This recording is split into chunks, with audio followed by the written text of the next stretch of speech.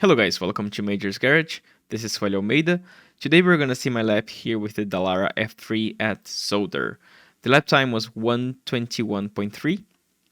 With a little mistake, I'm gonna show you. Let's go straight into the lap.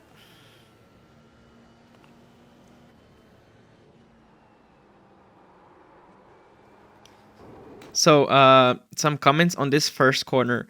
My reference here is the change of color on the right wall. Basically, when it becomes white, I'm really using this reference as a turn in and as a braking reference. Basically, I start braking and churning at the same time. Of course, I'm braking very lightly to make it possible. Um, and I want to be as close as possible to the wall at this point, at this white division here between the clear and the black wall. And then I want to churn in, not thinking about churning in too early. As you can see, I am trying to open up the entry so I can really get only to the apex when we see this extra track here on the inside of the curb. You can actually get a little bit more than what I took here. I was a little bit too safe. I got away with it. And then on the exit, because I was actually a little bit too safe in terms of being aggressive on the curb here, I ended up being a little bit wide. And here we have two things to think about. Actually, we have two options basically. If you are not going to take this curb, then you can take basically you can put the middle of the car to the left of this white line here. Then the right tires will be on the curb and you can get away with it. But if you notice that you will not be able to do that, then try not to use the curb. Try not to put the middle of the car over the curb, because then it will really badly bottom out and you will be unable to turn the car and maybe even spin here. So if you notice that you're not gonna stay to the left, then let it go completely and take basically the entire green area. This is the solution here. You have to really decide on the go if you are going to use the entire green or not. It's not necessarily faster to use the entire green. It is not comfortable though in terms of consistency. Just be aware that this exit here is going to be tricky. So you need to really practice. If you want to get the green all the time, you need to really practice being quite aggressive and be careful not to clip the gravel with only the rear tire. That will cause an instant spin. Then try to bring the car as early as possible to the left. And then you want to basically run over the white line here as close as possible to the white line, so you can really again open up a lot. This is a very deceiving corner because it keeps closing and closing. It's a very long corner, and generally we tend to go wide if we are not aware that it is a long late apex corner. You need to really prepare the entry. In my case here, I actually did a little bit of a mistake and clipped the grass with both left tires, and because of that, on the way back to the track, I lost the rear a little bit and I had to correct it. At this moment here, because of that, I actually lost around 1/10 and a half to 2/10. I got away with it though. And then here, I actually want to basically touch this curb here. It is okay to touch it. And when you get back on the throttle, look at how aggressive I am here on the throttle. I'm basically smashing the throttle all the way to 100% immediately because I want to have a little bit of an extra rotation with the quick weight transfer. On the exit here, be careful not to take this curb too much. This rough curb here is really bad for the balance of the car. You can take a little bit if you want. In my lap here, you can see that I did not take. I just took the first curb.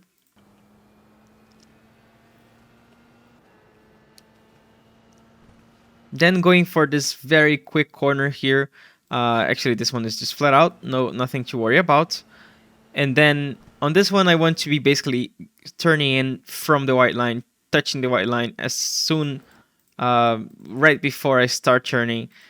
And then, depending on the setup, you can do it flat out. On my setup, I was actually going away, getting away with a good speed by braking very, very lightly on the beginning, but then getting back on the throttle very early. As you can see here, I am getting back on the throttle basically in the middle of the track, way before the actual apex. I am able to carry a lot of speed here doing that.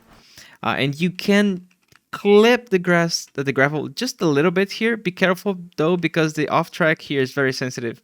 So if you use a little bit more than that, you will be in a very high risk of getting an off track. Then we come to this little chicane here. My reference is basically in between the dirt here. We can see the clear area, and then after that we have the skid marks. So in between, I'm gonna start braking. So this is the end of the dirt, and here you can see that before these two skid marks here, I am already braking, and I'm reaching my maximum pressure when my car basically touches these two diagonal skid marks here. I'm braking pretty hard, uh, really waiting on a straight line. As you can see, I've been braking on a straight line here, waiting for the car to stop. I want again, I want to turn in from the white line so I can maximize my line. And then I want to be very, very close, but not touching, definitely not touching this white curb here. It will basically explode your car. So be careful with that. And then third gear, I want to get back on the throttle as soon as I go by this white curb that I want to not hit. And then I want to be quite aggressive on the throttle. As you can see, before the second apex, I'm already full throttle basically. The car will tend to be a little bit denty here. It's gonna be dancing a little bit, but you're gonna get away with it. You just need to straighten your wheel, try to correct the car as it bounces a little bit on the second apex. You have to use the entire track out here. Don't be trying to turn the car to the left. There's no to the right here. There's no need. You can really use this exit here to control the car, to settle the car back. As you can see, I'm actually using a little bit of the curb because I need to have this kind of very as straight as possible line to correct the unsettling car. The second one here, let me see if I actually get it. Yeah, so this one I am actually able to touch without without damaging the car or losing it. I was able to consistently touch this second apex white curb here, the last one. Be careful with that. You have to basically rehearse a little bit how much you can be close here without losing or crashing or spinning.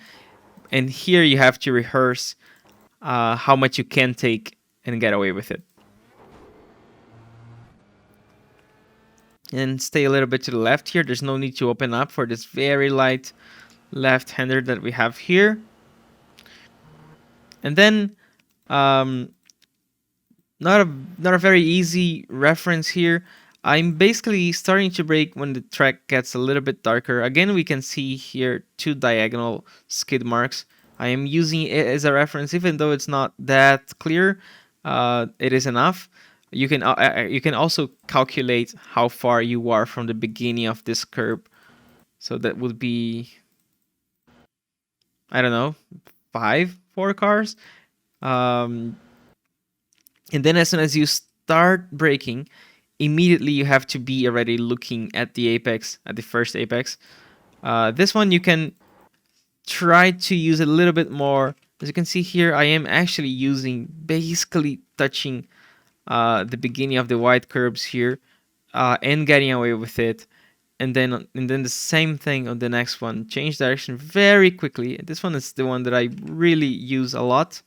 The limit here will not be unsettling the car or not. The limit here will actually be getting an off track. So this chicane, you can actually use a little bit of those wide curves without damaging the car.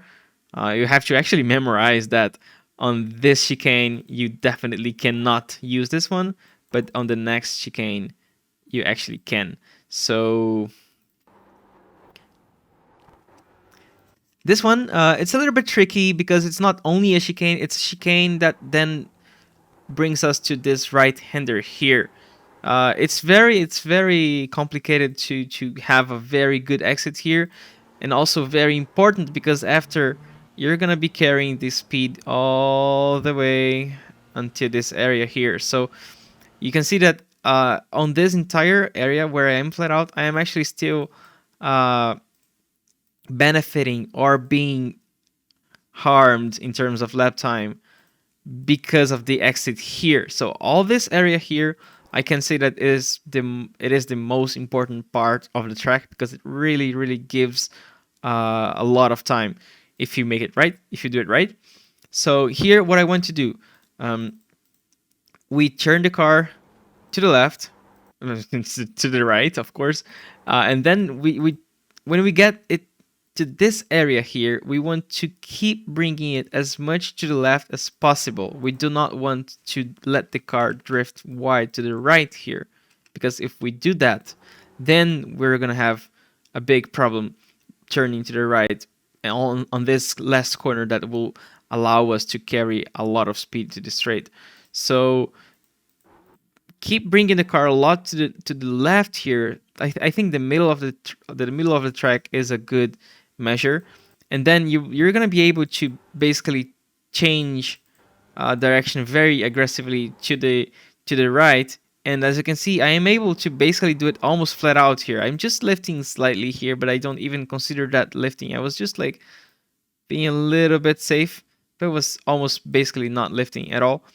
And that is possible because I'm thinking about this exit at this point already. So I here am turning already, thinking on having my car here at the middle of the track when I turn very quickly to the right, thinking about not lifting here. Very healthy oversteer right there. Then keeping the car to the left here, just so you can uh, save the distance here. Then here, very difficult braking reference. Actually, there is this 100. It's not that clear. Oops. Where is this one? So let's see where I am actually braking. So you can actually use the 100 as a reference, but as you can see, I'm not braking at the 100. I'm braking a little bit after it. Let's say 2-3 cars after it. So it's not very clear, but with a lot of practice, you can definitely always brake in the same place. It's very important to brake very quickly here to a very considerable amount of brake pressure, and then really wait for the car to stop on a straight line.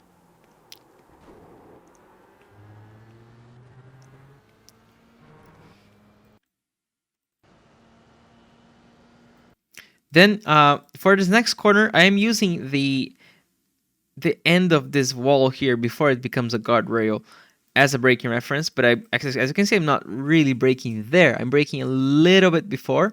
You can even get away with braking a little bit later, but then we're gonna see a similar situation that we saw previously in this track. We have a left-hander and then a right-hander, and we do not actually want to drift wide to the right here, because if we do that, we're gonna really hurt our exit for this last corner, and we're gonna be losing a lot of time through this start finish line. So really bring the car a lot to the left, a lot to the left, a lot to the left, more to the left. Keep bringing it to the left. As you can see here, I am almost changing direction in a similar area towards the middle of the track. And then I don't, because I'm thinking about that last corner, I need to prepare the line of it. I don't need to actually lift that much for the last corner, and I'm able to carry a lot of speed to the exit. Then you can definitely use all this area here. Just clip the gravel here just a little bit. And here it is. This is Formula 3 at Zolder. And I hope you guys enjoyed this video and see you next week. Bye.